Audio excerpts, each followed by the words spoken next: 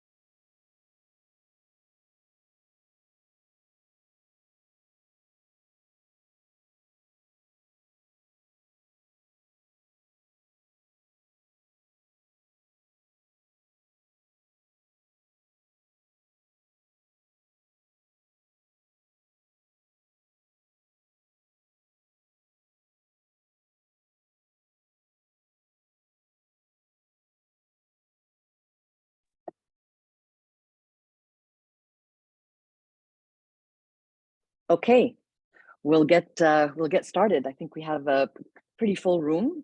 So hi everyone, good morning, good afternoon. Welcome to the ARIJ Foundations Forum annual meeting.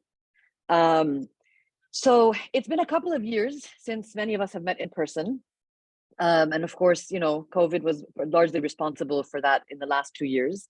But I'm delighted that today we're able to at least come to you and talk a little bit about what's been new and what's been going on at the AFF, especially in 2022, which was kind of a revival and a renewal of our network and of our activities. We've, you know, grown our team. We have new team members. We also have new network members, many of whom we're so lucky are with us today, and we'll be speaking to you in you know, to give you a little bit of background on who they are, introduce themselves, and then also to tell you a little bit about their experience as AFF members and their feedback on what they feel the value of the network is and how that value can be enhanced and improved on. So I'm going to get started really quickly, just give everybody, first of all, a very warm welcome. And then second, just to take you through a very quick overview of our agenda, first and foremost. So our agenda starts off with obviously this opening, and then we are going to look at our activities for 2022 and a quick outlook on 2023 from our Network and Relationships Director, Khalid. And then we have about a 10-minute presentation from Hiba Abu Shnif, who's our Senior Research Director, to talk about some of the very exciting research and knowledge that we've been creating and collaborating on. And then our members will join us for some brief presentations. And then we'll just get into a closing and an overview of our 2023. We have a Q&A section for you if you'd like to ask some questions. We're not going to be doing an interactive session today only because we wanted to keep it short, but we will hopefully hosting all of you in person in Cairo next year for our first kind of in-person annual meeting since 2017. So we're very excited about that. And that will give us much more time, you know, a few days to kind of engage and interact. But in the meantime, if there are any questions or comments or feedback or anything that you'd like to give us, please use the Q&A option, which should be on your screen. And we'll either respond in person live or we'll respond right after the webinar, which you'll also get a recording of. So I'll get us started. And thank you so much for joining us. So the first thing, I just wanted to go through really quickly some of the milestones for 2022 and tell you really briefly what's changed about AFF. So many of you are familiar with AFF. You know, we've been around since 2006, various different iterations. And I've been with AFF since 2014. So, you know, it's almost 9 years now, which is kind of amazing to me. And AFF has gone through several different evolutions since I started. And this year we launched some kind of different services that we're offering, as well as looking at how we can expand our network and make it much more impactful and more valuable to the sector. So one of the things that we did is that we added a consulting service. So that consulting service is open to our members and to the larger network. Members, of course, get special rates. And the idea for this was really just for us to kind of offer a little bit more of bespoke consulting service around Arab philanthropy, the setting up of Arab foundations, and kind of, working and helping our members do a little bit more of a tailored strategic consulting. And since we launched this service this year, we've already had requests from at least, I think we're up to 5 clients now, which is kind of amazing and very exciting, and lets us know that this was the right decision for us to undertake. Another thing that we've also changed is, we expanded our network and the eligibility criteria for our network this year in a way to ensure that we were including a much larger scope of actors across the ecosystem. And this was really largely driven by the fact that over the last 9 years, at least since I've been at AFF, I've noticed that the philanthropy ecosystem today looks very different to me, even from just 9 years ago. And from my understanding from people with a lot more history in the sector, it actually looks quite different from even 10 years ago, 20 years ago. And we, knowing that AFF is really one of the only networks of its kind in the region that does the kind of work that we do, obviously there are many other networks, but that serves the demographic that we serve and that is trying to achieve the values and mission that we are trying to achieve, we felt like we really would like to expand and democratize a little bit more the access to our resources, to the network itself, and allow for much larger scope of engagement across the sector.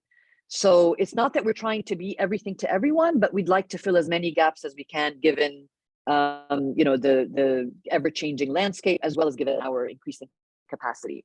So this expansion has allowed, first of all, for us, this year we're up to 25 members in 2022, and that momentum is picking up very quickly, and we're really hopeful that it'll continue to pick up exponentially, I hope. And of those members, a lot of them are completely new members who either had not heard of AFF before or had heard of us but didn't feel like they fit our eligibility criteria. And so this kind of expansion and what we're calling the democratization of access to the network seems to have really brought in a much broader variety of members. And that has included, individuals with interest, even whether it's academic interest or personal interest in the sector, research institutes, universities, think tanks, banks, other corporate entities, in addition to the foundations and the other kind of hybrid grant-making, grant-seeking, operational, non-operational foundations that we've had in the past.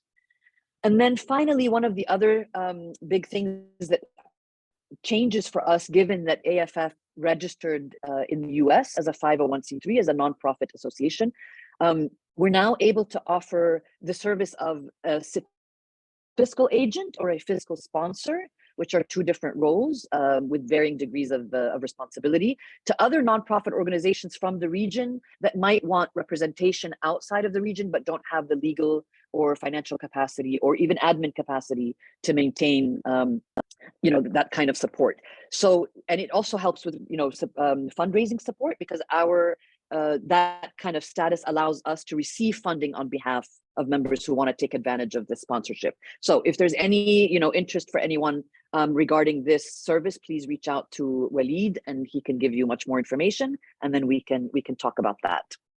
So moving on to the overview of from what we've always been doing around our networking. The milestones for this year is, as I mentioned, we've had new members, we've had an expansion of our criteria. We've seen a lot of increased engagement. I'm convinced that that's very largely due to having been able to bring Khalid on board on this team and have him be dedicated to expanding and nurturing the network and the relationships with our network members. I know many of you have probably heard from him several times, and in many cases you've had conversations with him, which I'm loving. I'm loving the fact that people have taken advantage of the fact that we've got this dedicated network director who you can reach out to whenever you need to, and he's just the greatest. So that's been wonderful. We've felt and have heard a lot of expressions of satisfaction, and value added benefit is, for me, from my experience since 2014, really at an all-time high. A lot of this is anecdotal, but we have 6, 7 members joining us today who will hopefully validate and acknowledge this satisfaction, as well as give us some of their other very honest feedback. And then overall, I think we've just felt a renewed sense of collegiality and goodwill from the network, whether it's members or partners or anyone who's involved in our kind of sphere. Beyond that, our capacity development, one of the things that AFF has always tried to do is to bring capacity development modules that are customized in a way to ensure that they are kind of optimal for whoever is joining. So we didn't want to keep doing the kind of cookie cutter capacity development that you can probably find online, or that you can probably do with a consultant one-on-one. We really just wanted to make sure that if we're going to be offering and taking people's time and asking people to join us for capacity development modules, whether they're one-off webinars, whether they're multi-session, that it is customized and tailored to the needs of the member. In some cases, it can be individual members that require this kind of intervention, or network-wide. And so we've worked on building our partners, our capacity development facilitators, and partners who are offering our capacity development modules to ensure that we have a wide range. And all of our capacity development modules are created and designed based on the survey of needs that gets sent out to our network at the end of every year, so that we can plan everything starting from the beginning of the year to make sure that we're addressing the needs that you have as members. Khalid and Hiba are going to be coming in right after my presentation to also give you a little bit more detail and hopefully answer any questions that you have about all of these. So I don't want to go into too many details. I just want to give you the broad overview so I can give them the chance to really dive a little bit more deeply into their respective divisions. So our capacity development, we've had, like I said, new agreements with module providers, high level of engagement. We've been very, very excited by the level of engagement and participation from our members. So that's been great, and we hope to continue with that. And then, one of our key strategic objectives has always been knowledge, research, and data. And this year, honestly, it's been almost 9 years for me where data and the creation of knowledge and collaborating on the creation of knowledge for the Arab region, by the Arab region, about the Arab region has been a little bit of an obsession, which I'm sure you've either read something I've written about that, or joined me at some webinar or panel where we've discussed this. And it's taken some time to get to this place, but I'm excited, and I'm very proud about what we've been able to achieve with partners, with knowledge partners, with research partners. So, we have three kind of major projects that we've been working on this year. One of them is the regional data survey, and Hiba Abu Shnif, our research director, will tell you a little bit more about that. We had launched it once in 2017. It's gone through several iterations. We finally have the momentum to relaunch it on a much larger scope and in a much larger scale across the region with our knowledge partners and our implementation partners. So we're working with Dahlberg Advisors, we're working with the Center for Strategic Philanthropy at Cambridge, we're working with the Philanthropy ARIJ to bring that survey. It's an ongoing survey. The relaunch of phase 3 now, I think, is going to be hopefully in January. And once we reach a critical mass of feedback and responses, we'll start rolling out the dissemination of that information, and then it'll keep going on an ongoing basis and hopefully be updated as often as possible, once or maybe once every 2 years. The other really big thing that we're excited about, and I'll let Hiba give you all the details on that because that's really her baby, but is that we just launched last week our major data project on the enabling environment across 4 countries in the region. So we did a deep dive on enabling environment for philanthropy in Egypt, Jordan, Palestine, and Lebanon, and had a fantastic and very engaged launch session, which you can also find online. And then other data projects that we're working on now, some of them are from the consultancies that I mentioned earlier, where we're doing bespoke, tailored mapping and strategic support. And then we've also partnered with UBS on a project that was on a smaller scale and now seems to be expanding. So we'll have more information when we understand a little bit better what the scope of that is going to be. In terms of our communication and outreach, we've always explained and tried to define what that communication outreach looks like beyond the normal, beyond our website and our newsletter and all of that. And one of the ways that we do that to raise the visibility and to bring a more regional and global representation for our network for Arab philanthropy is by having representation on several different boards and advisory boards around the world. So, as of now, I serve on 6 different organizations on their board of directors. In some cases, I'm the treasurer of the board of Wings, for example, formerly the chair. I'm also the treasurer of, the chair of Arte East, which is a New York-based arts foundation, and it's, et cetera. And then also representing AFF and the network on 3 advisory boards. So we've really been able to expand the reach of, first of all, the connections that we have as a network vis-a-vis this representation, but then also the exchange of information and allowing our members to be present at various different organizational events on a global scale, so that there can be peer learning and there can also be a positive representation of the Arab sector. And then finally,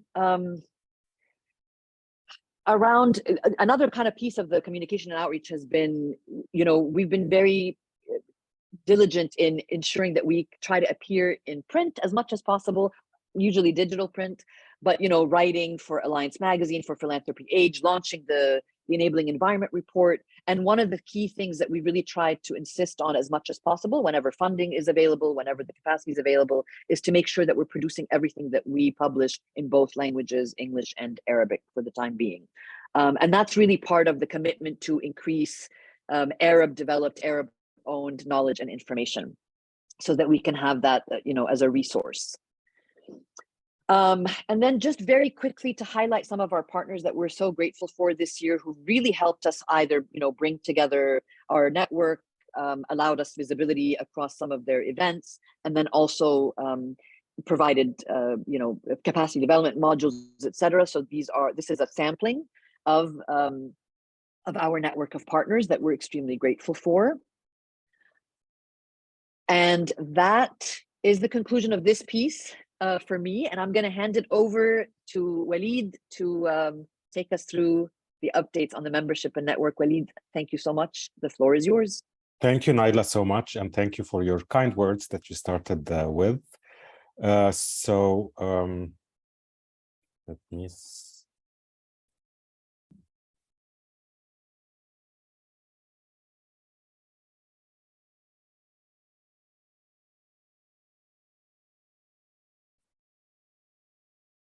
share my presentation. So good morning, everyone. Good afternoon, wherever you are in the world. We're so excited to hold this year's AFF annual meeting, although online, but looking forward to meeting you all in Cairo. We're going to go through that in a few slides. I know that we have a long agenda today, so I'm going to take the coming few minutes just to present to you what we have done in terms of the network, the relationships, the communications in 2022. And I will take a few minutes just to give you a quick outlook on what we are planning for 2023. Not in details, it's all based on the conversations that we had with our members over the last couple of months. So starting with this year, I just have to just highlight our strategic objectives for the year, and based on those, we did all the activities that we're going to be presenting.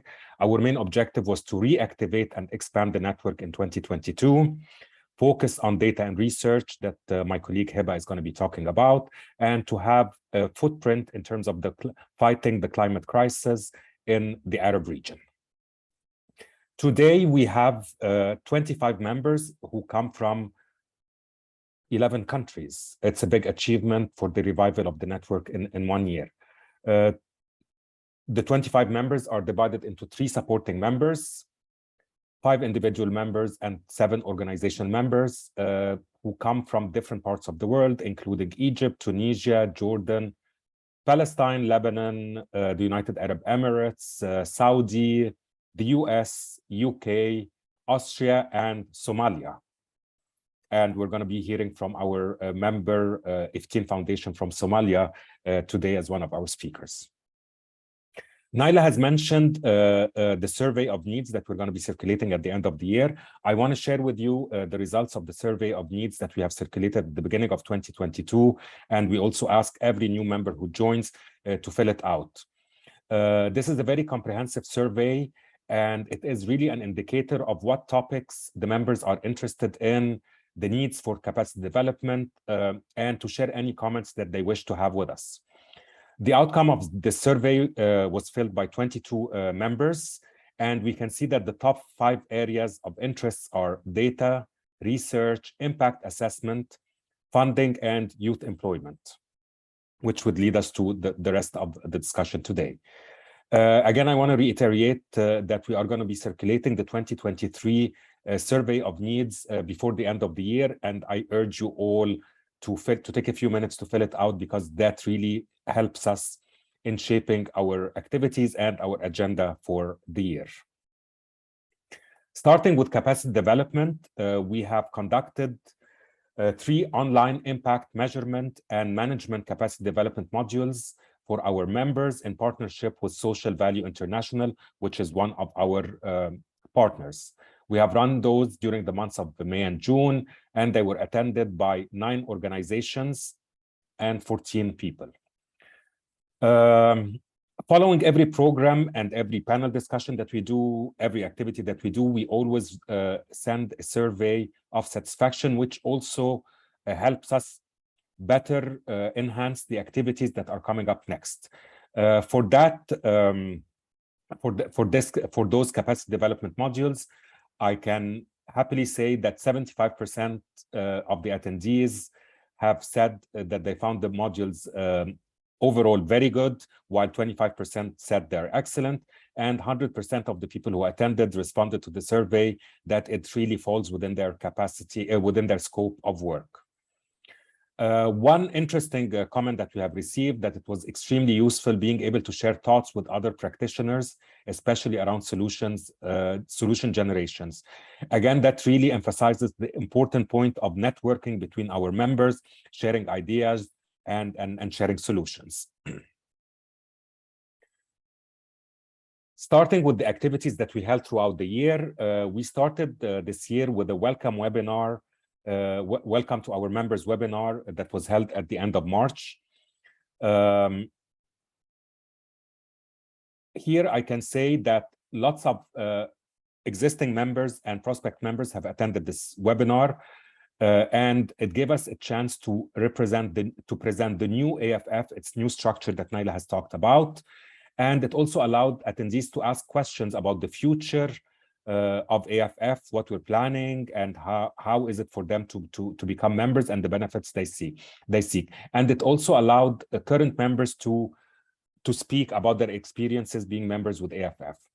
One interesting comment that we have received is, thank you for bringing AFF back to a new lifespan and into a new orbit that is most relevant to our needs as members.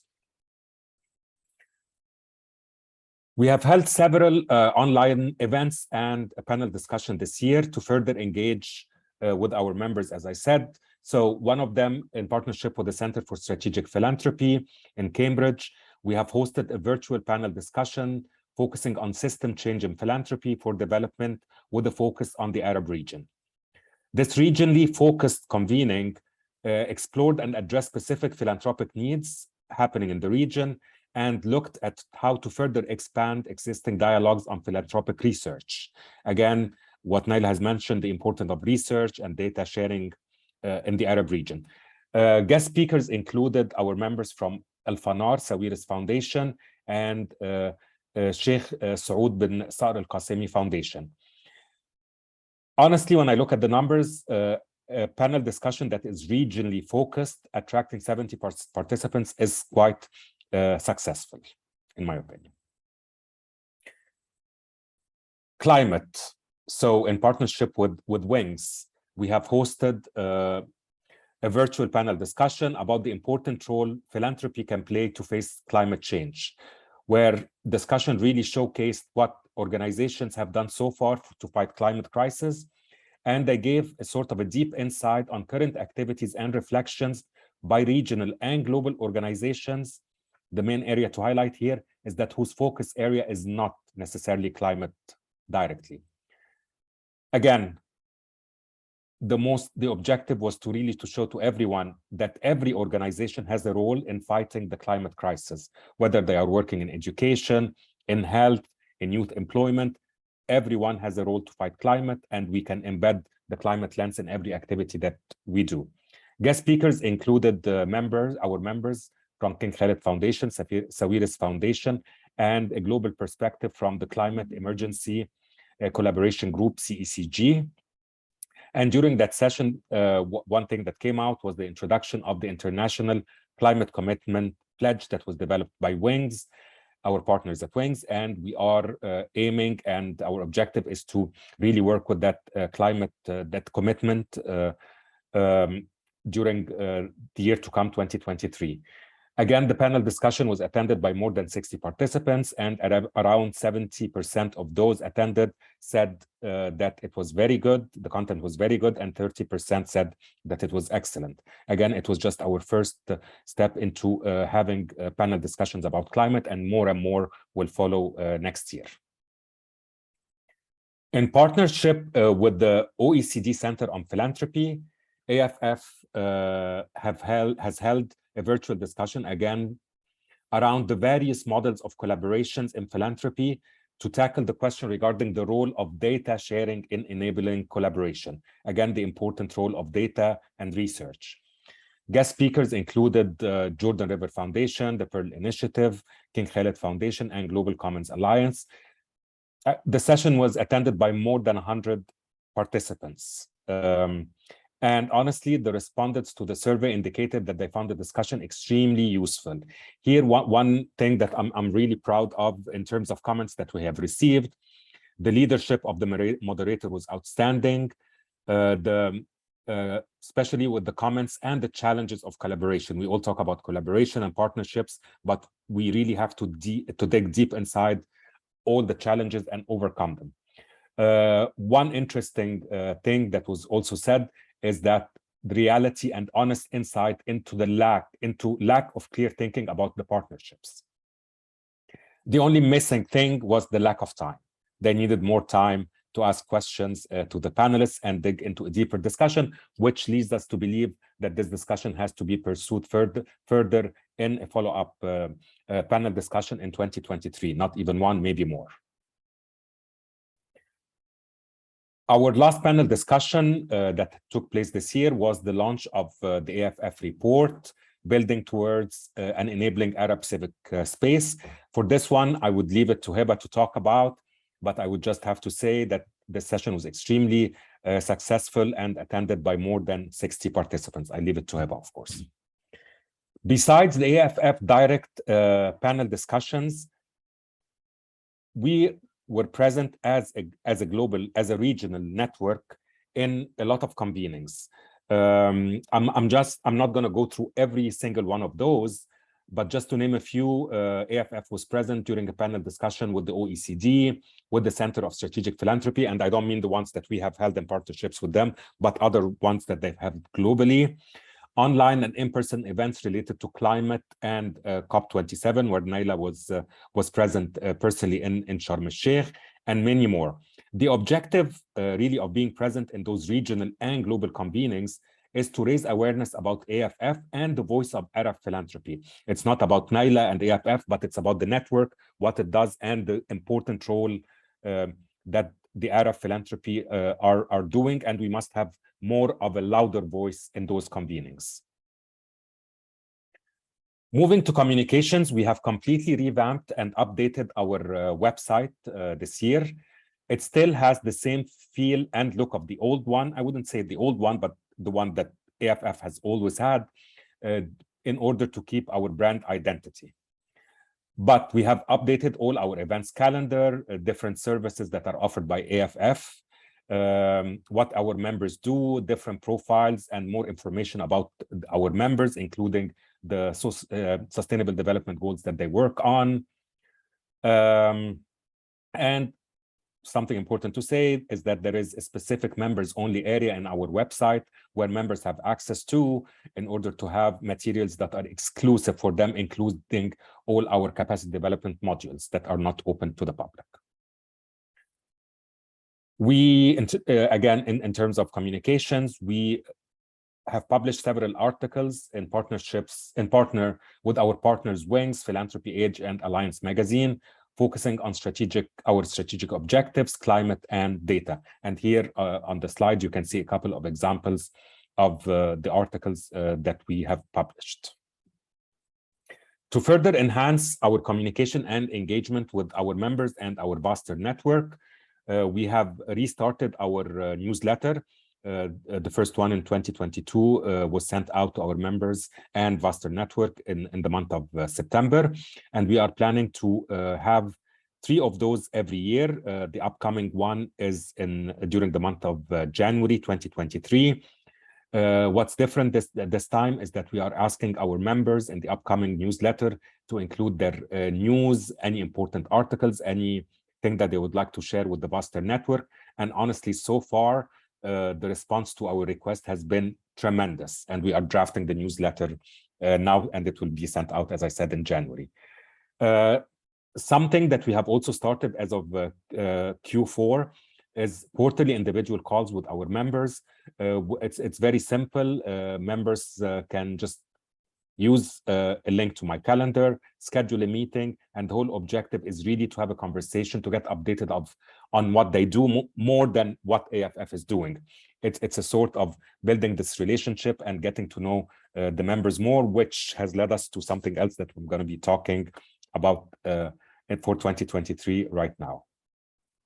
Lastly, on 2023, on 2022, we have started to measure what sustainable development goals our members are working on, as a first step to establish this virtual platform where all our members and the Buster network can see what members are working on, with the objective of encouraging collaboration. If you're working in a certain area and you want to see who else from AFF is working in that area to form a certain partnership, this is what we are here for, and we are willing to facilitate those kinds of collaborations. Just a quick look at the Sustainable Development Goals that our members are working on. It just gives you a very simple idea that some of the priority areas are SDG number 1, 4, 8, and 17. And it's all focusing on no poverty, employment, better economic life, and partnerships. Again, it's so many things that we can work together on in terms of forming something for the future, which I'm going to be talking about, our Youth Coalition for 2023. I'm going to take the liberty of taking just a few minutes to talk about the outlook for 2023, some suggested activities, again, based on the conversation we had with the members over the last quarter. Looking at our strategic objectives for the year, we want to drive more effective philanthropic practices through robust data and knowledge building. Again, it's data and research, one of the main priorities and objectives of AFF. Improve coordination and collaboration through expanding the membership base, convenings, networking, and information exchange, sharing experiences and best practices. Providing tailor-made capacity development programs. Again, this is going to be based on the survey of needs. This year, we ran 3 modules, and we hope to expand that next year based on the input that you're going to be giving us through the survey of needs. And finally, we want to provide a space to advance and facilitate collective action, collaboration, and advocacy for an enabling environment for philanthropy in the Arab region. Just some ideas we want to pursue next year for capacity development: continue the annual survey of needs. I'm not going to talk about it. We already mentioned it a few times. And offer tailor-made capacity development modules as per the members' requests. And because of that, we are developing further other partnerships with other organizations that would allow us to provide those kind of services. We want to continue the systematic engagement with the members of the network by holding quarterly webinars and panels based on the survey of needs. And we want to launch something new this year, a series of webinars, whether on a monthly basis or maybe even we're going to maybe every 3 weeks, with the title of Know Your Network, where we're going to be inviting our members, each time one member, to talk about their activities, their organization, what they aim to do, and followed by a session of Q&A with the attendees, with the participants. For communication, we want to feature our members more prominently through our newsletter and through our website, and again through the webinar series Know Your Network.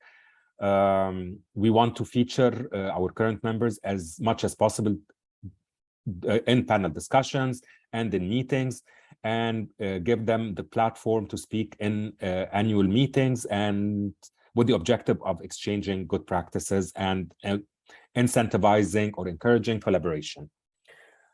For the annual meeting, and I know that we had one question in the Q&A session about the annual meeting, we're planning to hold our annual meeting sometime beginning of the month of June 2023, this time in person in Cairo over a period of 2 days. This will allow us to have more of an interaction with our members and our Buster network. It will give the chance and the opportunity for our members to really network, to present their organizations, again, with the objective of collaboration, forming those partnerships. And finally, it will give our partners the chance to come in and present their work and how they can collaborate further with our members. On Youth Coalition, which I have mentioned through the Sustainable Development Goals, our objective and our aim is to revive the Youth Coalition in 2023. Basically, this is a key initiative of the Arab Foundations Forum that aims to bring together like-minded Arab foundations working in the youth development and employment space, to collaborate on that front, to identify issues, to expand, and most importantly, put enough funding for successful and impactful youth employment programs. On climate, we have a lot of items on the agenda. We want to approach interested AFF members to sign the International Climate Commitment, the pledge that I have talked about previously. We are intending to hold a series of climate meetings starting the month of February, leading up to COP28 taking place in November in the United Arab Emirates. We want to engage with more partners on climate, and we want to offer, honestly, the capacity development module, which we're discussing currently right now with a potential partner organization called Active Philanthropy, which provide capacity development on climate for philanthropic organizations. On policy advocacy and global exposure, we want to partner with members, and we have already actually started the discussion with King Khalid Foundation and other network members, how to be represented at international convenings, such as the United Nations, the IMF, the World Bank, COP28 meetings, where we propose policy discussion panels that include philanthropy actors from the Arab region to those organizations under the Arab Foundations Forum name. Specific meetings we're looking at attending: the UN General Assembly Week in September, the UN High-Level Panel Forum in July, the C20 event in India, etc. I think I have spoken too much, so at this stage, I will give the floor to Hiba to present to us what we have done in terms of data and research throughout the year. Thank you so much. Good afternoon, Musa al-Khair. I think the spotlight that the research and data got in the previous presentations really flatters me in terms of the attention, but also shows the great responsibility that we have in terms of building data and knowledge building. So, Woody, can we do the slide? Thank you.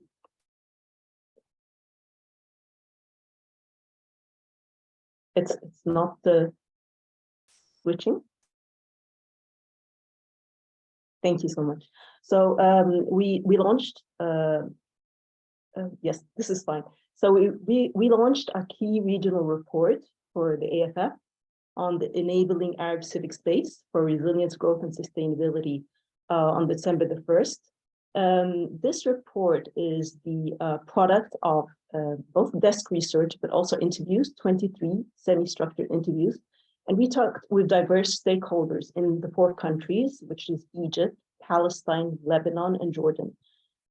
We talked to private and public foundations, associations, Jama'iyat, infrastructure support, research organizations, and also specialists, philanthropy and civil society specialists, independent experts.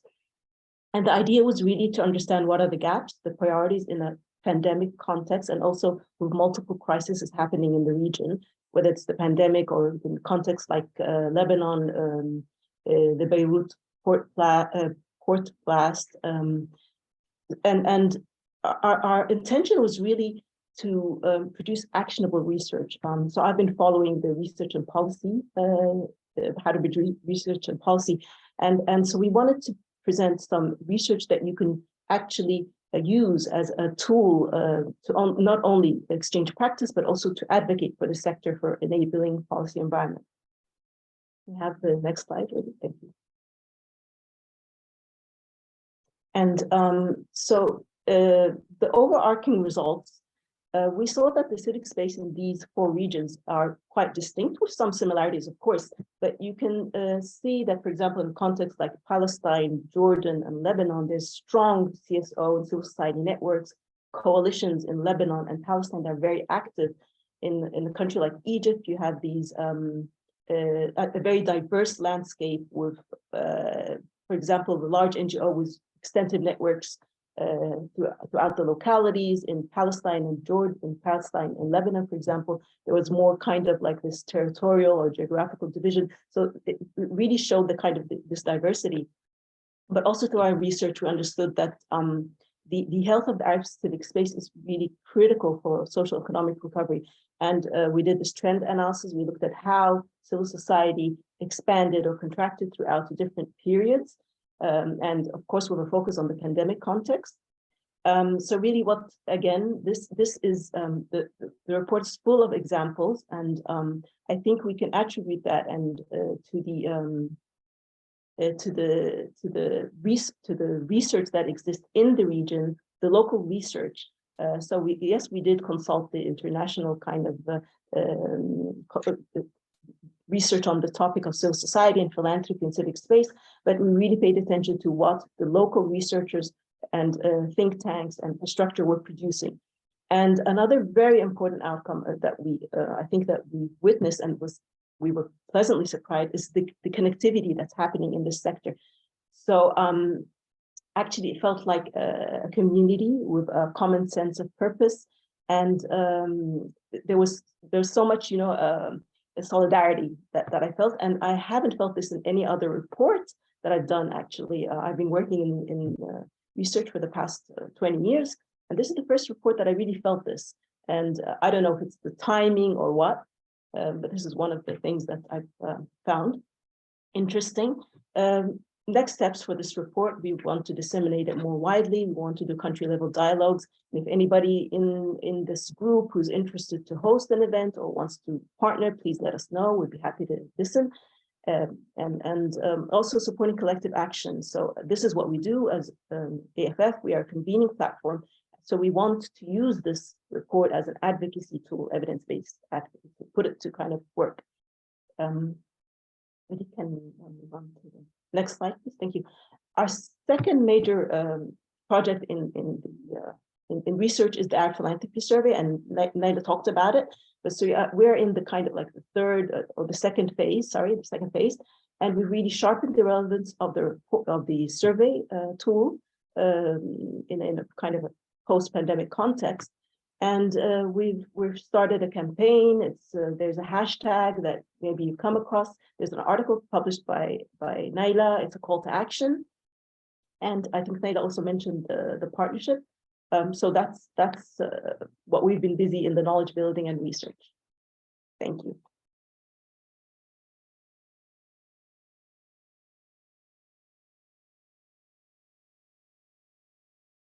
Just need to unmute myself.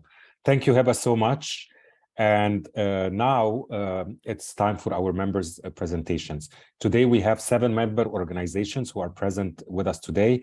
And I would like to start by thanking them. Thank you all for taking the time to prepare the presentations, to consider AFF in your agenda, and to present the profile about your organizations and what you do to the Buster network. I would like to introduce the speakers and welcome you all, starting with Her Highness Princess Noof bint Mohammed Al Saud, CEO of King Khalid Foundation; Rawan Daman, Director General, Arab Reporters for Investigative Journalism, the ARIJ Network; Dara Madanat, Managing Director of Red Noses International in Jordan; Laura Parotta, Senior Director, Investor Relations at the End Fund; Wafa Belgasim, CEO of Culture Funding Watch in Tunisia, Harry Goodall, Managing Director of SOS Children's Villages in the Gulf area. Lastly, but not least, is Sagal Abdul Qadir Ali, Chief Strategy Officer of Iftiin Foundation in Somalia. Thank you all, and we will start with Her Highness Princess Noof. Thank you. Assalamu alaikum, everyone. Thank you, Naila. Thank you, Walid. It's a pleasure for me to be here with this esteemed panel and esteemed organizations.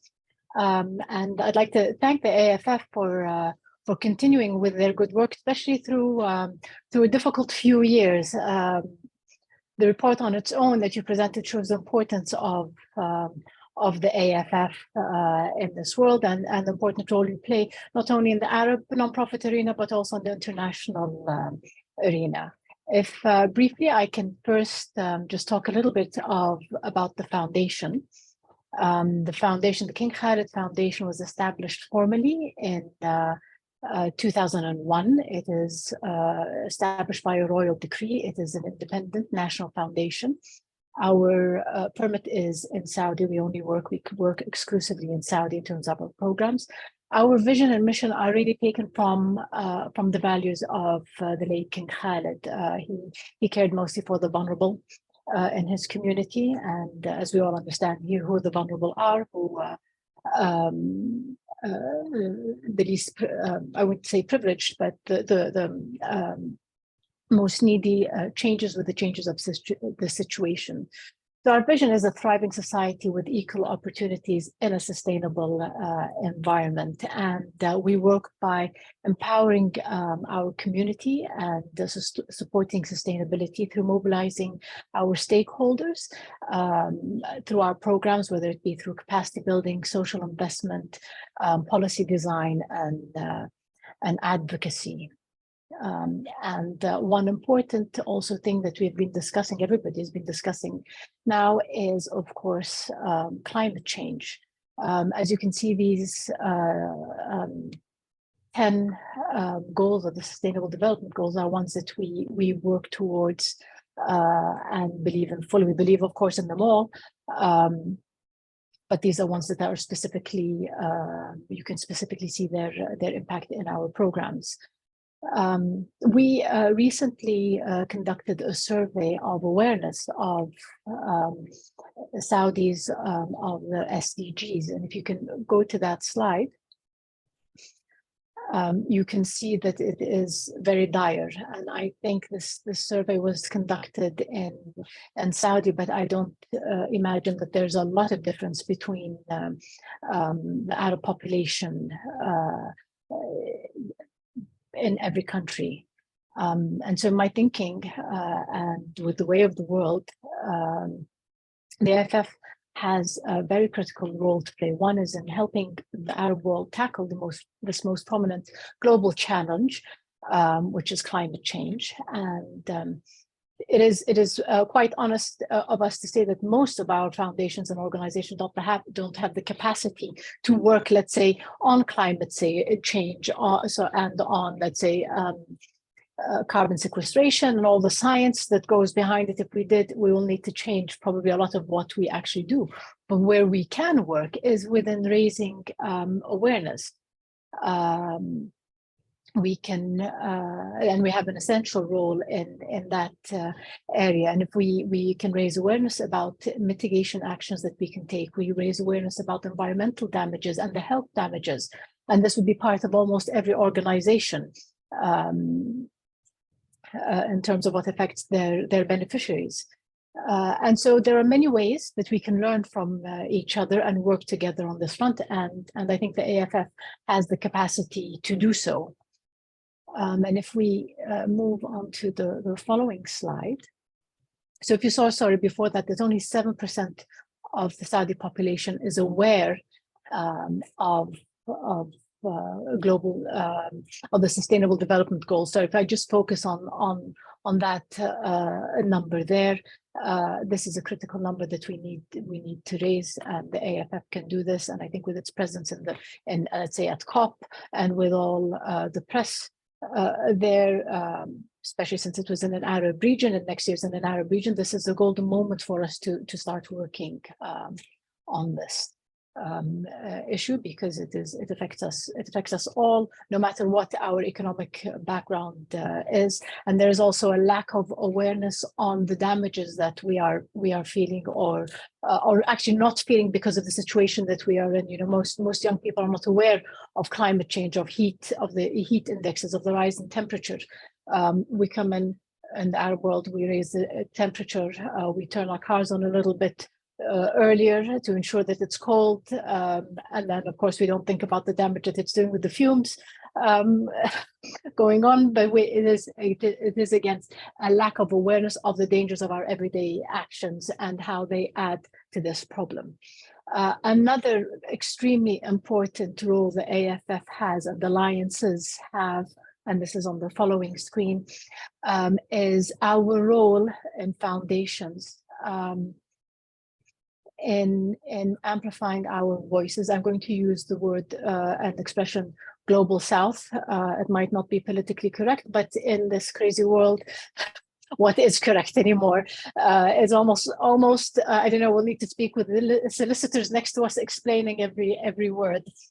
But being more serious, there is also a constant perpetuation of the idea that the significant impact of globalization on the global south has been the loss of political autonomy. In my opinion, I think this is kicking the can down the road, and the real issue is the economic devastation due to globalization, which has been fairer to some more than others, and perpetrating the idea that politics and not economics are the cause of most of the problems will misguide well-meaning organizations into applying interventions, and they will be serving the wrong purpose. So saying that, what is the role we play as foundation? What is the role that AFF plays? First up, we need to understand the needs of our community and ensure we deliver positively impactful programs. And this is what you're working on. And we need to safeguard the long-term well-being of our beneficiaries and our communities. We need to absolutely work together to build our capacities. We need to be strategic in who we approach and in what we accept. We need to speak louder in what we want our outcomes to be. We also need to ensure capacity building is an outcome we measure for within whatever alliance we have, within whatever partnership we have, within whoever we let into our homes being our countries, to help us. And so we need to be and to avoid the pitfalls of being passive receivers of funds and programs. We need to absolutely learn from the expertise and knowledge gained over many years of operations of these foundations that do come in the international arena. We need to absolutely learn from each other. We need more alliances, local and global. So whether it be within the global south, within the Arab nations, or within our countries. I've heard that it has been quite difficult for people, organizations and foundations within the same country to work together. This has not been our experience in Saudi Arabia. We just at the beginning of COVID, before COVID, we started a roundtable discussion or a roundtable alliance of foundations in Saudi Arabia. We're now 17 members strong. We work together. There are teams that are working there, and we are learning and understanding from each other. And we are learning where the gap in the community of the nonprofit sector is, and what is that is most needed. And we are leveraging over our strengths. And so also we need to encourage more presence on the global stage. We need more representations internationally. Again, AFF, thank you. Your work over the last year, your presence at COP27, your enabling of other organizations being there. This is something that you can be proud of, that I can be proud of being part of this association. I've talked quite a bit, but this is in a nutshell is where I see the role of the much needed alliances like the AFF is as filling the big void in the international nonprofit arena. And because if we see the quotes up there, this is definitely from 2020, the C20 here. And if we look now, or if you do a quick research, you will see that it is the same thing again. And then when international catastrophes happen, such as that's happening now, the first people that voices are lost and concerns are lost, and the first people affected are people that we seek to serve as our beneficiaries. It's our part of the world. So I wish everybody here, and I wish the AFF much luck, and I look forward to seeing what you do in the coming years. Thank you so much. Thank you so much, Princess Noof. Thank you so much for this intervention. And I would like to invite Rawan. Assalamu alaikum. I'm very glad to be here. Thanks a lot for you all. And I would like to speak about ARIJ in 5 minutes. Next, my name is Rawan Dame. I'm the Director General of ARIJ. This is pictures from last weekend where we had 570 people in the room in Amman, Jordan, where I'm speaking from, and 2,500 online. We had our hybrid 15th annual forum. It was bilingual and with sign language. Next. ARIJ is Arab Reporters for Investigative Journalism. This is from where our name is. Next. And we work in the whole Arab world, so in all Arab countries. Next. Our mission is to devote to supporting empowered, connected, and innovative ecosystem of investigative journalists, editors, and fact-checkers in the Arab world. Our key themes is the individual, so we don't work with organizations, we work with individuals, and we focus on women and underrepresented in social groups and with a very most digitally resilient manner. So anybody from your groups, beneficiaries who are interested in raising their capacity and networking, and they are interested in investigative journalism and fact-checking, they can reach out to us. Next. We started in the Arab world since 2005, and we already trained, coached, and published more than 750 investigations. We are not a publishing platform, so we collaborate with publishing platforms, and we did tens of impactful award-winning investigations. We were part of all ICIJ projects, Panama Papers, Paradise Papers, and Pandora. We trained more than 4,000 journalists, editors, fact-checkers, and developed Arabic language academic curriculum that has been taught in more than 70 colleges and universities in the Arab world. Next. During COVID time, and we think that those years were beneficiary to us, where we built our new secure digital platform, e-learning platform, ARIJacademy.net. If you are interested, you can just have a username, password, and access many self-paced content and webinars, trainings we have done that are available. And we have our hybrid forums. In 2020, it was fully virtual because of COVID. In last year, it was 1 week after Omicron, so a small hybrid one. And then in 2022, just finished this weekend with a full hybrid one. Next. And we launched during 2020 AFCN, the Arab Fact Checkers Network. We work in pre and post publication fact checking, and both with organizations and freelancers in the Arab world. We have signed more than 35 different memorandum of understanding with initiatives, organizations in the region. Next. And those are some of the people who were at the forum. We had for the first time more than 70 fact checkers from 12 Arab countries in one place in Amman, Jordan, in person this year. And we have more than 250 fact checkers from the Arab countries who work to combat misinformation, disinformation, malinformation. Next. Our triangle is the investigative journalist, the fact checker, and the whistleblower. That's our strategy that we started this year. Next.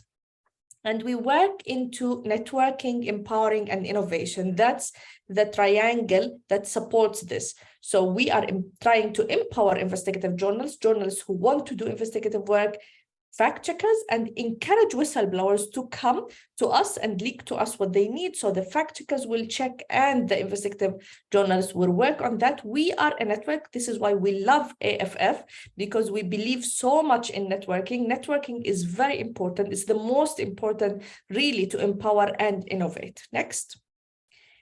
Just an example, maybe the number of journalists we have trained, let's say we coach 150 journalists, or we train more than 7,000 journalists, doesn't mean a lot. But when we speak about one individual, a journalist who started with us as a fresh graduate, then she did basic of investigations, advanced investigation, open source training, until she produced her first investigation in 2020. I remember Linda Maher from Palestine, from Hebron, when she sent her first rough cut for the first investigation, her coach, Huda Osman, who's Egyptian American based in New York, she sent me, what this, Rawan? Linda sent 6,000 words as her first rough cut. And so we needed to get Linda into one-to-one writing clinics. Then she started writing with more publishing platforms like ARIJ, Rasif 22, Nawa, Quds, etc., until she published her second investigation, which was nominated to a very prestigious international award. Now she's doing her third investigation. So investigative journalists need at least 4 to 5 years to be a real investigative journalist. Next. So you think, who is behind all of this work? Sometimes people think we are hundreds of people working in this foundation called ARIJ. Next. We are 30 people in 7 nationalities and based in 9 different countries around the world. Next. And we are so proud that we have 15 full-timers, 15 freelancers, and 60% females of the team. Next. This picture is for the team just last week. Exhausted. We had around 2 weeks with each of us sleeping 2 to 3 hours. So it was a very, very exhausted preparing, as you all might know, who organized events, such a big event in Amman, Jordan, having from all of the Arab countries. Next. This is my email and the email of ARIJ, info@arij.net, rawan@arij.net. If you think you are interested to collaborate with us in any way, or even to network with the community we have, we would love to support and help. Thanks to AFF for giving us this chance to showcase our work with you all. And thank you very much, all of you, Walid, Naila, and all. Thanks. Thank you so much, Rawan, for this presentation and for this intervention. Indeed, networking and the values and the importance of a network is really, really important. Thank you. Dara, your turn. Yes, thank you. Thank you, Walid. I'm Dara Madanat from Red Noses Clown Doctors International, Jordan branch. The name is very unconventional, and we are a very unique organization. We're an artistic organization working in the social emotional support aspect. I think there's a next, Walid, but I can go on. Yeah, so Red Noses International is an Austrian organization that started 25 years ago with just a thought that it would be nice to have clowns in the hospitals. And at that time, the thought and the idea was fought by hospitals, and clowns were kicked out of the hospital. We now see that it was the exact right time to embark on such a big journey. The importance of mental health and well-being was just getting some traction, and medical professionals were changing their understanding of the meaning of integrated healthcare. Currently, we are the biggest clowning organization working in the healthcare system, and we are very pleased with the achievements. We are function worldwide. In the Middle East, there is the Jordan branch and the Palestinian branch. We are quite new in Jordan, and we offer a wide array of artistic formats for various target groups, and mainly the vulnerable. And we work with high-level professional artists working in strong and sustainable organizations. So, unfortunately, the power of humor is underestimated. It is one of the most important resources for resilience and one of the most powerful ways to connect people, no matter what age, gender, social, and cultural background there is.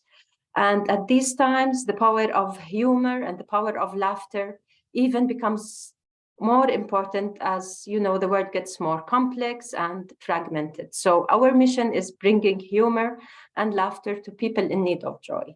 This is the mission. Next, Walid. Next.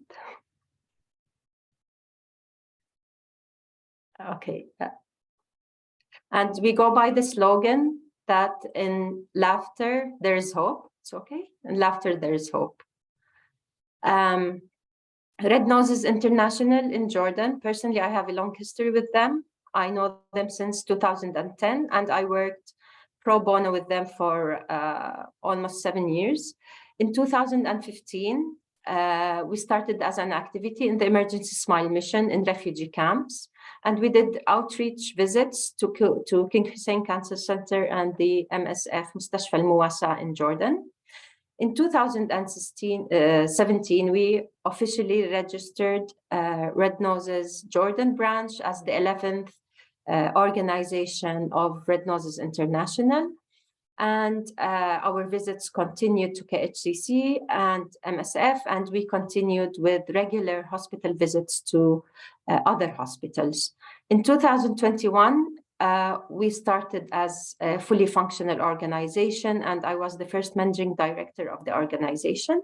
So we started having a full structure of the organization. Next. We take clowning serious. And when I say we take clowning serious, we have a team of 10 professional clowns. Professional clowns, this might be something, a very unique definition for clowns. I say 10 professional clowns, next Khalid, because our clowns have a curriculum. They take 480 hours of theoretical and practical training.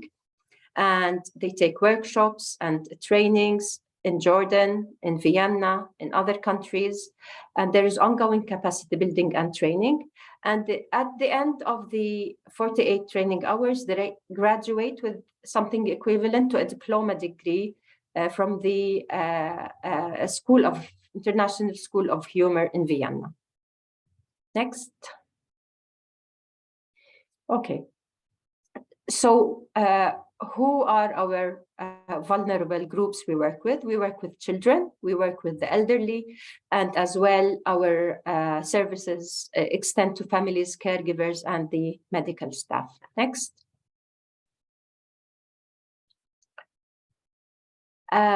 We identify these groups are the vulnerable groups who are in utmost need of joy.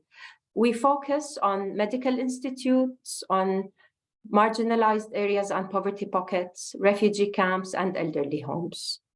Next. Okay, our programs, we have the children program, and in the children program, we have other programs. The children program, we do regular weekly bedside visits to children in hospitals. We have the Circus Smile workshop mission, which is done in poverty pockets and in refugee camps and in other vulnerable areas and to vulnerable children. And we do outreach visits to these children as well. Next. We have an elderly geriatric program. So we work in elderly homes. We do individualized one-on-one visits to the elderly in the elderly homes. And we do as well visits to them when they are gathered in groups in the halls in elderly homes. Next. So who are our partners in Jordan? We work in hospitals. We have 9 hospitals where our clowns are present on a weekly basis, doing their bedside visit to children wards. Their visits extend to all the staff of the hospital. They lift up the energy, the atmosphere, because they engage with the doctors, with the nurses, with any caregiver who is present. We work in 3 elderly homes in Jordan, and we do our Circus Smile missions and outreach visits to some of the local and international NGOs, mainly Ruwad, IMC, MSF, and Save the Children. Next. Numbers matter to us, and we're currently doing a baseline study to see our impact and to understand better what our impact is. Compared to last year and up till this date, I'm giving the statistics. We have 88,000 children have benefited from our bedside visits, hospital visits, and 9,114 caregivers and medical staff as well. And with the Circus Smile mission and outreach visits, we have conducted around 800 children have benefited and have been empowered through our mission, and 500 almost caregivers and staff have benefited from our Circus Smile visits as well. This is until the end of November. The geriatric program, up till the end of November, we have benefited 70 elderly. We have visited 70 elderly because they are always available in the elderly homes from our visits. And through our outreach missions, we have reached 300 children and other vulnerable groups throughout our outreach missions. Next. So our coming projects is working with children with autism, and we have a new project, an innovation project that will be serving the children on the spectrum. We called it the Blue Circus Mission. So this is coming soon. Regarding our, what we are aspiring to have from AFF, we have been partners with Ruwad, and we have a long history with Ruwad long ago, and we are very happy to be part of the AFF. We are new members, new joiners.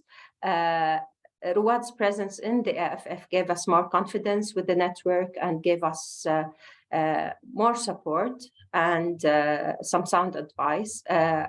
In our partnership with Ruwad, we have done 4 Circus Smile missions, and we have in the different governorates, and we have reached the numbers in the table, and we are looking forward to more visits next year.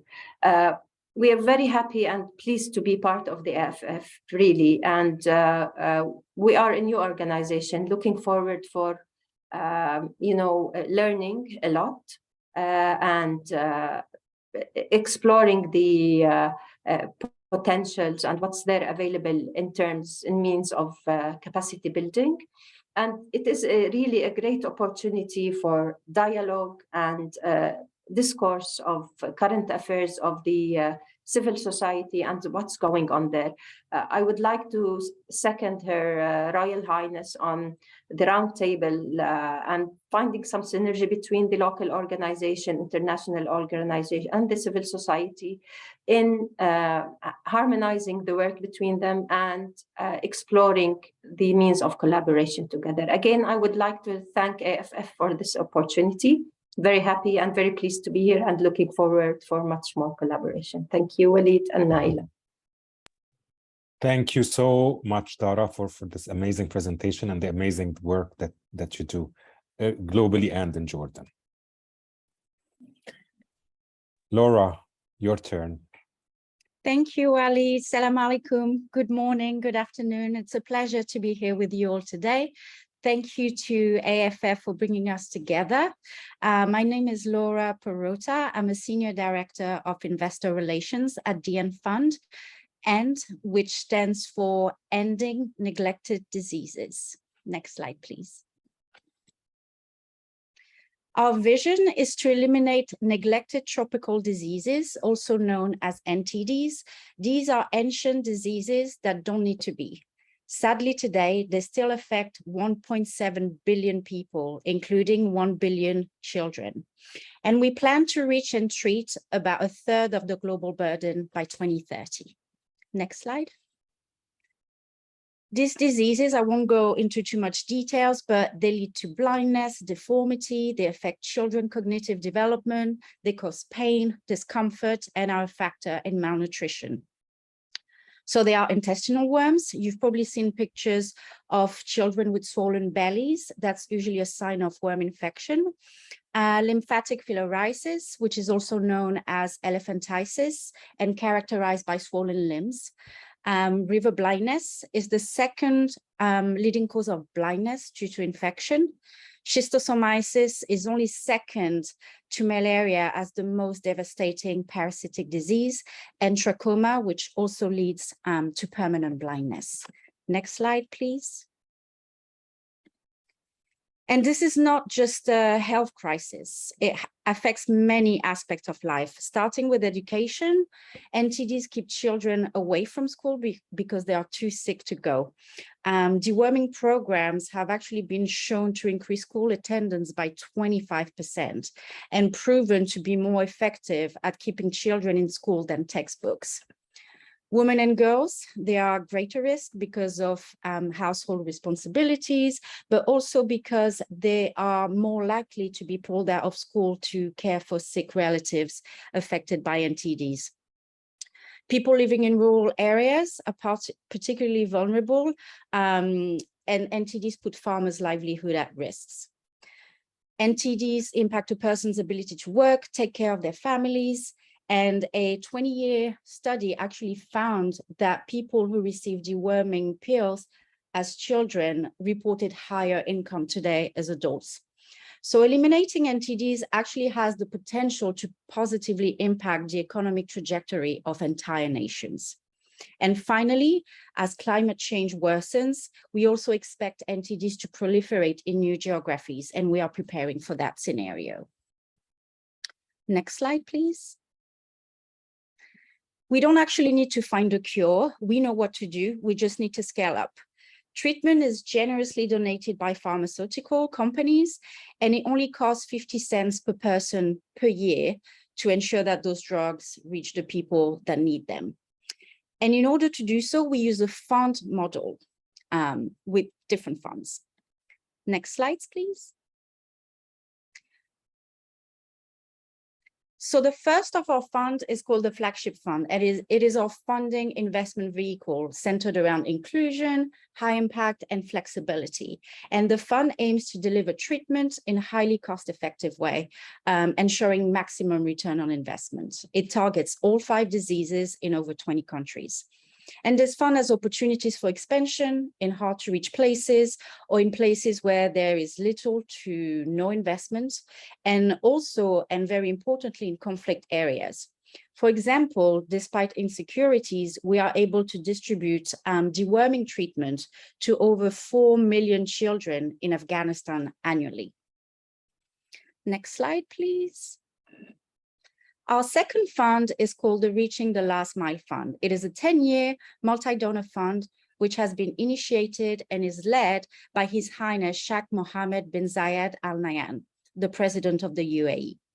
The fund is dedicated specifically to the elimination of river blindness and lymphatic filariasis in 7 countries. And those are countries that are close to elimination, but need that one last push. Next slide, please. Finally, we have the Deworming Innovation Fund. Its goal is to accelerate the elimination of parasitic worms, so intestinal worms and schistosomiasis. This is a more technical fund, and it complements commitments already made by local leaders to eliminate those diseases. It also incorporates cross-sector collaboration with nutrition and water, and has the potential to become a model for disease elimination. Next slide, please. So very quickly, this is our bragging slide that showcases our impact in the last decade. And it's amazing to see how our reach has expanded into the billion treatment. So this is our, sorry, next slide, Khalid. And this is our community of investors, which is global and made up of foundations, large and small, family foundation, pharmaceutical companies, and advocate philanthropists. We keep it small, but impactful and flexible. And we have been fortunate to work with Al Ansari, Dubai Cares, the Presidential Court of Abu Dhabi, and Al Walid Philanthropies, to name a few. Next slide. Thank you so much for listening. I know that I tried to go a bit fast. I truly appreciate being part of this community. I hope to have a chance to get to know you and collaborate with all of you. Really, my goals being a member of AFF is to learn from you, learn about your successes, the challenges you are experiencing, share some ideas, and increase our collective impact, whether it's programmatically, creatively, and thoughtfully. So feel free to reach out. Thank you very much. Laura, thank you so much for your presentation and for this amazing intervention and showing us all the great work that you do through the End Fund. Thank you so much. And our next speaker is Wafa.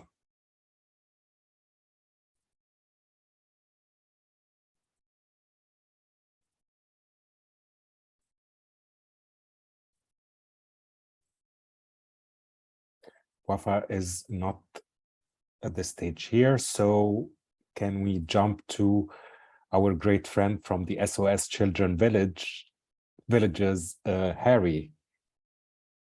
Assalamu alaikum. Hope you all are well. Thank you very much for that presentation. And I just wanted to say, Laura, me and my family, I was raised in the Congo. My father was a missionary doctor. My sister also a doctor. And we've had all 5 of the diseases collectively that you've named. So I have a great level of sympathy for that. Okay, so anyway, the formatting of this is not going to go well, so don't worry about it. My name is, no, go ahead back to the first one. We aren't to the second one yet. Thank you, Khalid. My name is Harry Goodall. I'm Managing Director for SOS Children's Villages. SOS Children's Villages is a federation. We're the 8th largest INGO, international NGO in the world. We focus solely on the care of children. We are the largest organization, NGO, that provides specific care to children without parental care. Normally, we would say orphans. It's those also at risk of losing parental care.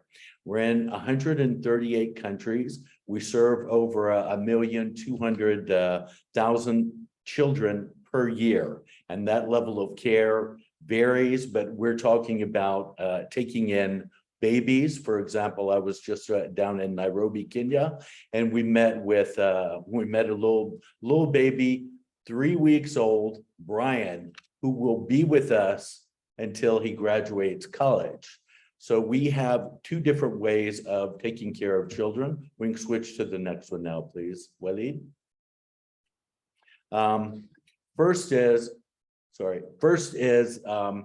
prevention. So we try and take care of families. We try and keep them together. We've got something called family strengthening. So we work with CBOs in a particular community in a country and go out and work with the organizations that can identify and let us know who's having trouble and try and keep those families together. It could be financial, it could be education, it could be health, mental health care, a wide variety of things. But our goal is to provide a loving home for every child.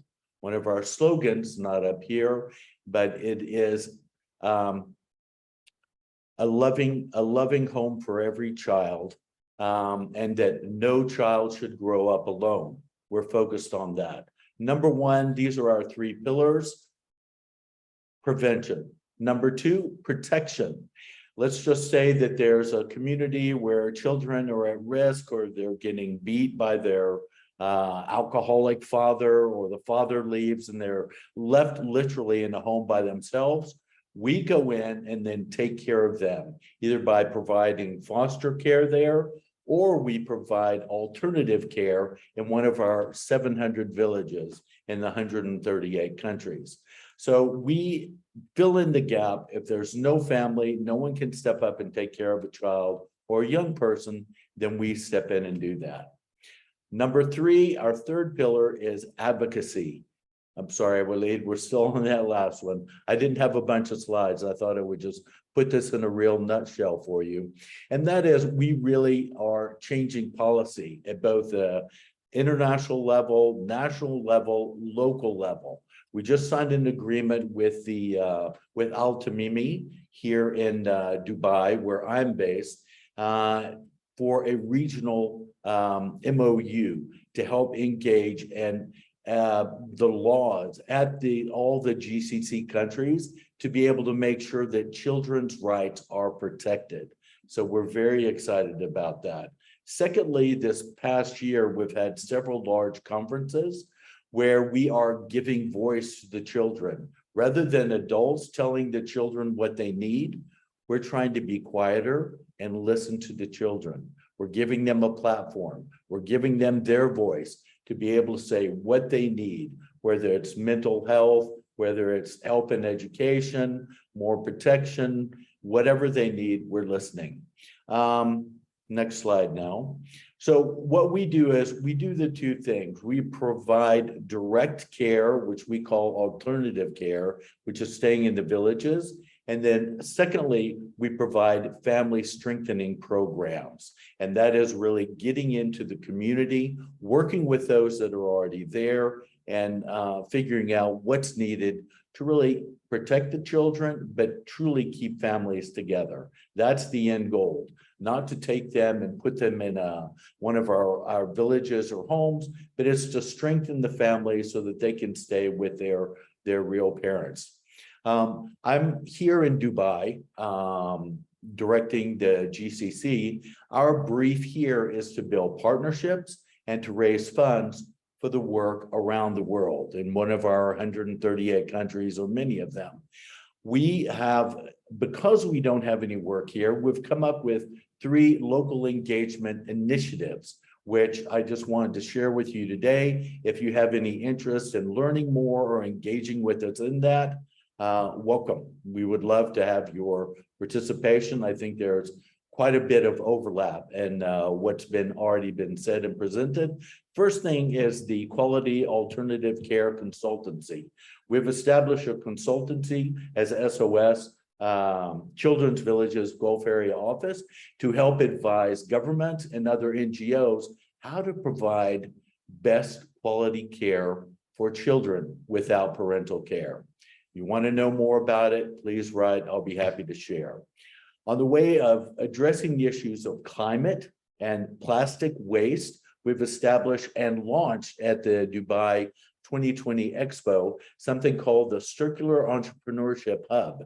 And that's in partnership with a social business, Plasticpreneurs, out of Austria, where our headquarters is located, to take plastic waste, teach the youth about it, teach them how to provide this set of machines to be able to make something different out of it, and to teach them how to be entrepreneurs.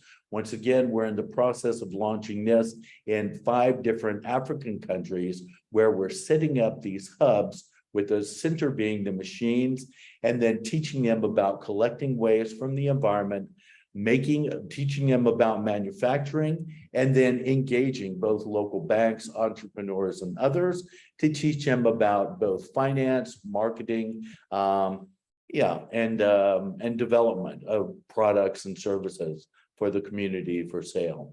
Lastly, because most of us are charities, we're about €1,300,000 a year in charitable donations.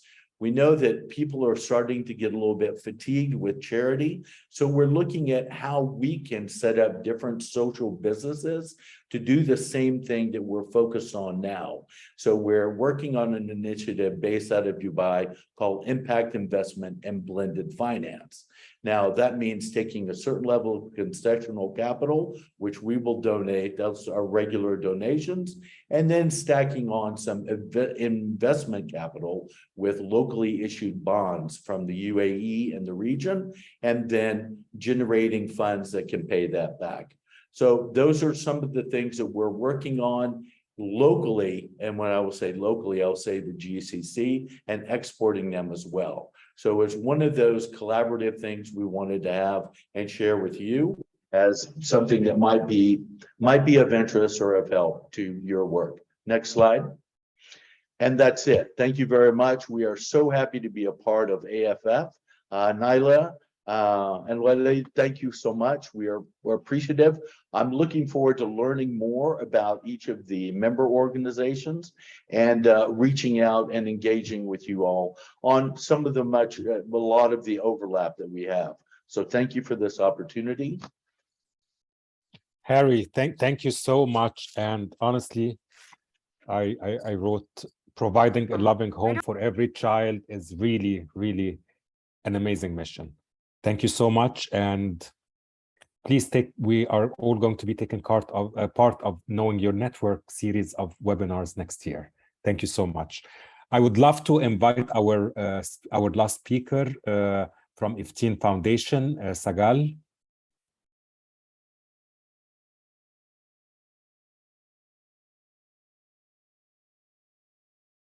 And we have Sagal. I'm going to mute myself and we start.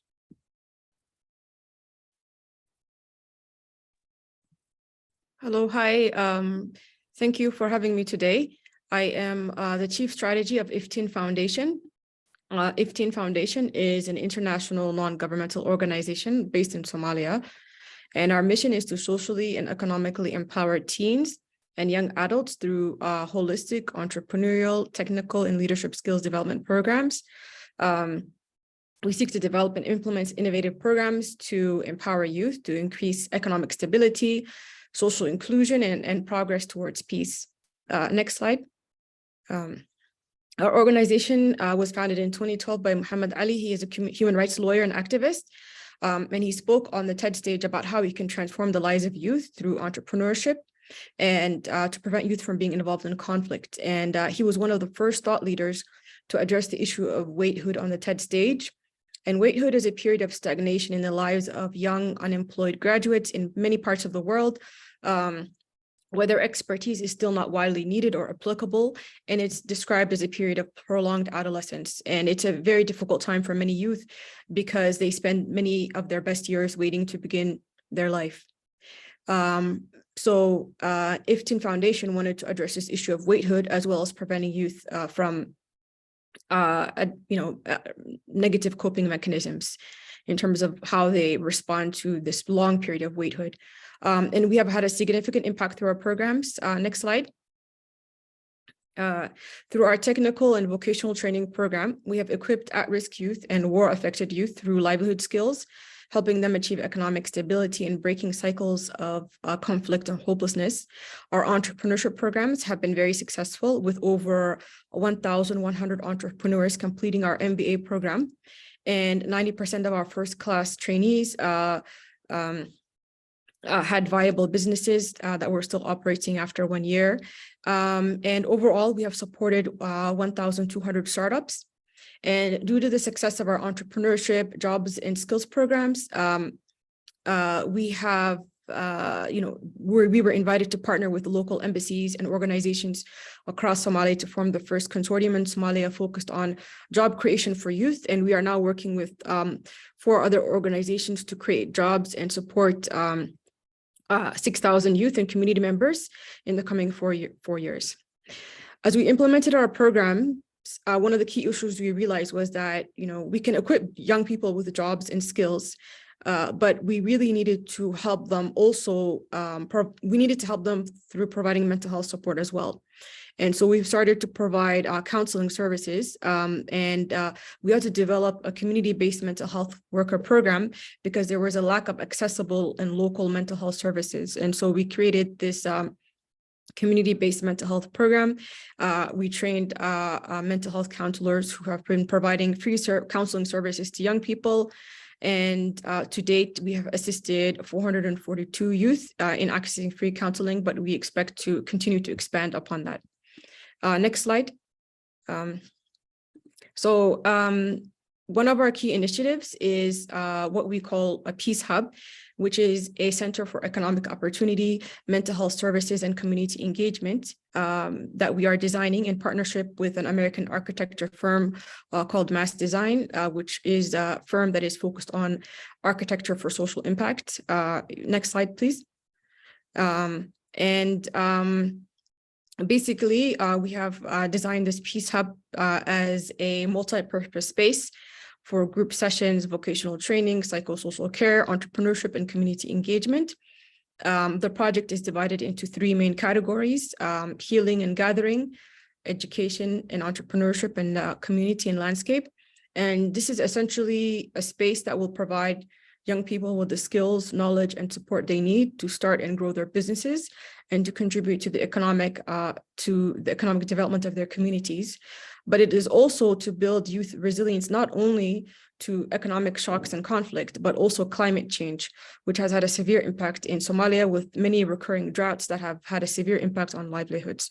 So we're hoping through this Peace Hub, we can not only build lasting peace, but really build more resilient communities. In terms of our engagement with the Arab Foundations Forum, we have greatly benefited from our membership within this organization. We have been able to connect with other organizations, foster dialogue, and we are definitely looking forward towards more opportunities to collaborate.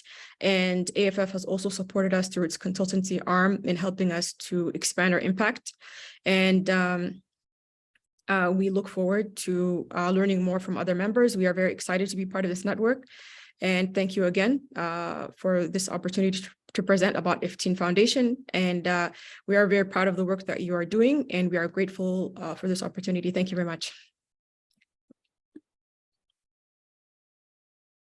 Sagal, thank you so much for your presentation, for your intervention, and presenting to us your upcoming project, the Peace for Hub. And we're all going to be working to support you on that project. I know everyone, I know that we are running a bit more than over time. So I'm going to give the floor to Naila to do the closing here. Thank you so much, Walid. Thank you so much to all the speakers. And for everyone who's stayed with us. I know we're over time. I'm very sorry. I think we underestimated how much time we needed to hear about all these amazing things that our network is doing. And this session, frankly, I mean, I really think like the most important part of it was these 7 amazing speakers, or 6 amazing speakers, who shared with us their insights and their projects and the overview. And it just reminds me, and really kind of like validates for me, you know, often when I'm asked, like, when people aren't really sure they understand the scope of what AFF is and what it is that AFF does, and so they'll ask, you know, like, what do you guys fund? And I'm like, no, we don't fund anything. And what programs do you guys do? Well, we do programs that are based on, you know, the needs of our members and our network. And when we listened to these amazing presentations, it just reminds me, first of all, this network does everything, right? And it's so incredible. Like, each one of these individual organizations, it covers such an incredibly impressive array of gaps and needs across the region. And it's just so impressive. And really, I love the idea that so many of you, I mean, we thought initially that maybe 4 members would want to present. We had 8, 2 of them unfortunately had to drop out. But it really just is so inspiring to see what all of you are doing, and so important that we have these opportunities for you to share not only your programs and your values and your mission, but also to share your needs and what it is that you're looking to get from each other and from this network. So that really kind of just validates our raison d'etre, and it's just something that it's just very heartening and encouraging. So thank you so much. We're over time. We've covered everything, so I really don't feel like I need to go into any more detail. I'm just going to highlight the top 4 issues that we are going to be focusing on and inviting all of you to join us on over 2023 and beyond. We will be sharing, as we always have done, you know, we really kind of not only espouse the values of accountability and transparency, but really try to live by those values. So if you ever go on our website and are interested to look at all of our audits are completely open and free access to everyone in their entirety. They are in no way redacted or edited. We've shared our annual reports every year that we've published one.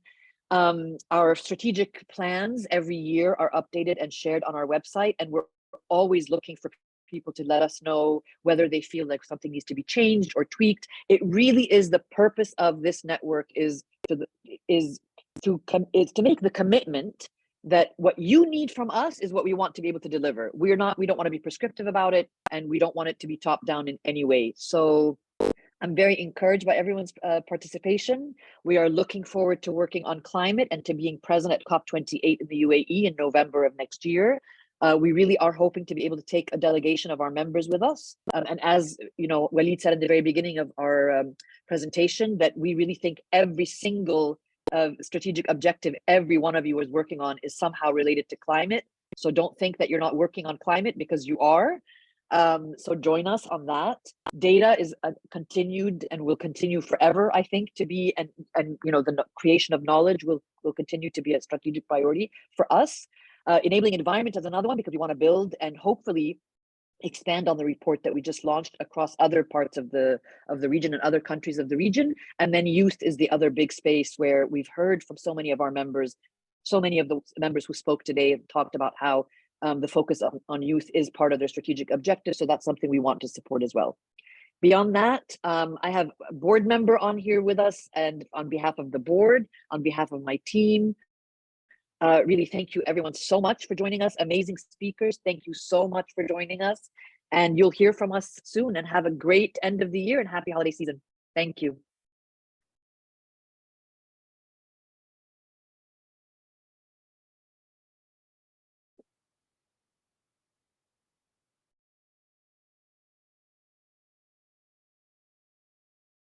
Khalid, stay on with me, okay?